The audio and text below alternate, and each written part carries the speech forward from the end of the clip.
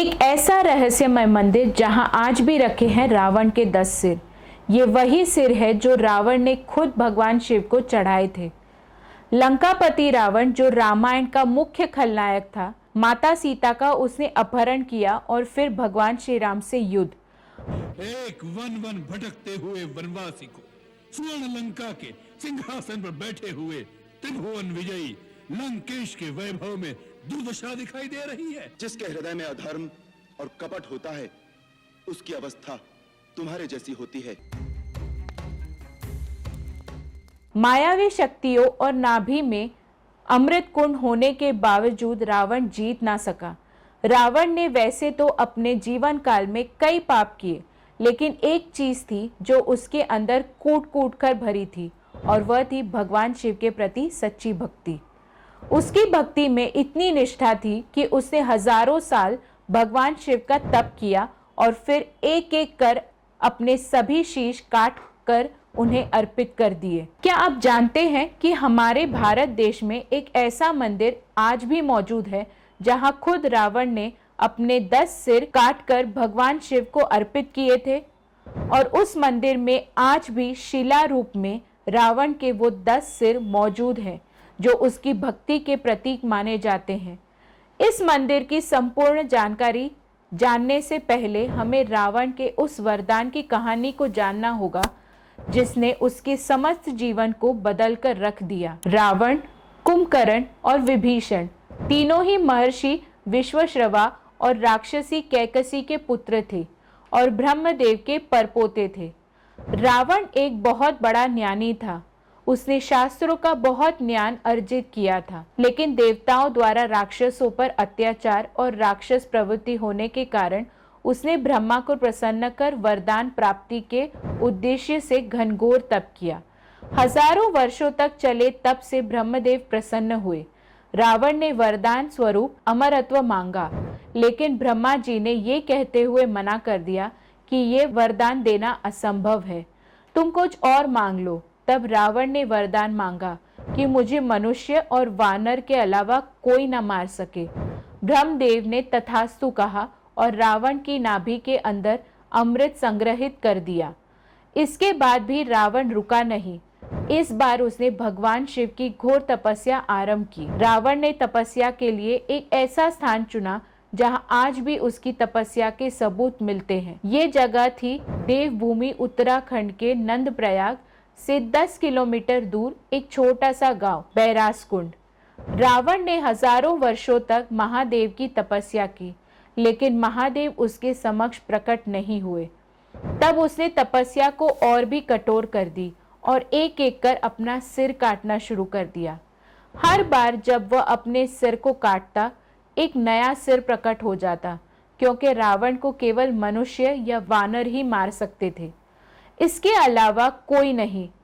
इस प्रकार रावण ने अपने 10 शीश महादेव को काटकर भेंट कर दिए। भगवान शिव रावण की इस तपस्या से बहुत प्रसन्न हुए और उन्होंने ही रावण को दशानन होने का वरदान दिया। तब से रावण के 10 सिर हैं। शिव जी ने रावण को ये भी वरदान दिया कि उसका अगर कोई शीश काट देगा, उसके नए शीश निकल आएंगे। तभी तो भगवान राम जितनी बार भी रावण का शीश काटते, वो वापस अपनी जगह पर उग आता था। ये तो थी वरदान की बात, लेकिन जिस जगह रावण ने ये तपस्या की थी वह देवभूमि उत्तराखंड के नंदप्रयाग से 10 किलोमीटर दूर एक छोटे से गांव में बैरासकुंड नामक जगह पर स्थित है। रावण ने जिस 10 स्थानों पर अपने सर काटकर रखे थे, उन स्थानों को दशमोली कहा जाता है, जिसके चलते इस गांव की पूरी पट्टी का नाम दशोली पड़ा है।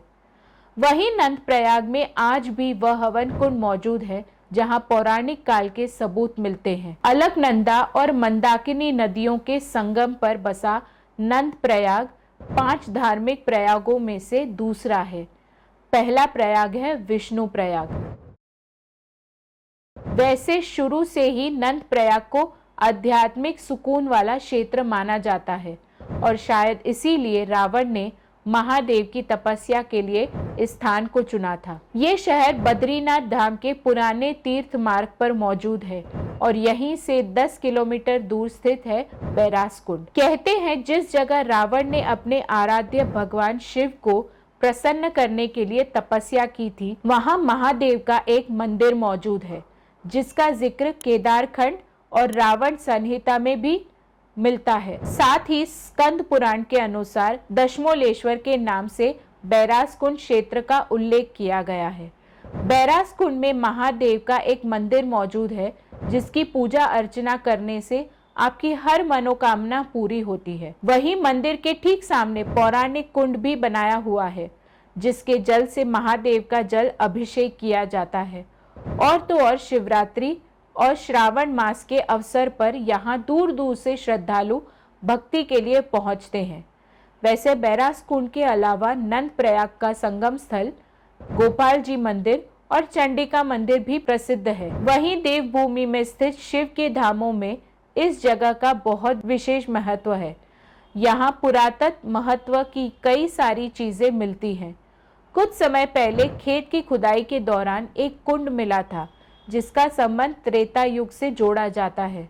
वहीं पुराणों में भी रावण के हिमालय क्षेत्र में तप करने का उल्लेख मिलता है। वही कहते हैं कि महर्षि वशिष्ठ ने भी इसी स्थान पर तप और आराधना कर महादेव को प्रसन्न किया था।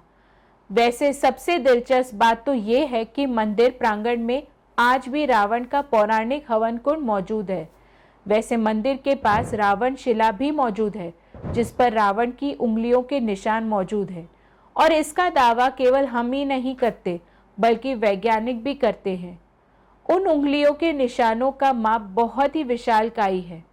साथ ही कार्बन डेटिंग से ये पता लगाया गया है कि ये त्रेता युग के समय का हो सकता है। लेकिन सबसे खास बात तो ये है, कहते हैं जब रावण ने अपने 10 सिर काटकर दान करे तो वह अचानक ही पत्थर के बन गए। और आज इस मंदिर के आसपास 10 बड़ी बड़ी शिला मौजूद हैं, जो कि बिल्कुल विशालकाय सिर जैसे लगते हैं। स्थानीय लोग ना इन्हें छूते हैं और ना ही इनकी पूजा अर्चना करते हैं। वो मानते हैं कि इन्हें छूने से या फिर इनकी पूजा अर्चना करने से सभी देवता रुष्ट हो जाएंगे। वैसे कुछ लोग कहते हैं कि ये सिर्फ एक कल्पना है, लेकिन हमारे धार्मिक इतिहास को मानने वाले इसे सच मानते हैं। और इसका जीता जागता उदाहरण है बैरास कुंड में स्थित ये मंदिर, जो आस्था, भक्ति और तपस्या का प्रतीक है। तो कभी भी अगर आप देवभूमि उत्तराखंड की तरफ प्रस्थान करें या घूमने जाएं, तो इस मंदिर के दर्शन अवश्य कीजिए, क्योंकि यहाँ पहुंचकर आपकी त्रेता युग की यादें ताज़ा हो जाएंगी। और रामायण को झूठ मानने वालों को ये वीडियो ज़रूर दिखाइएगा। तो अगर आपको हमारा ये वीडियो अच्छा लगा हो तो इसे लाइक, शेयर और सब्सक्राइब ज़रूर कीजिएगा।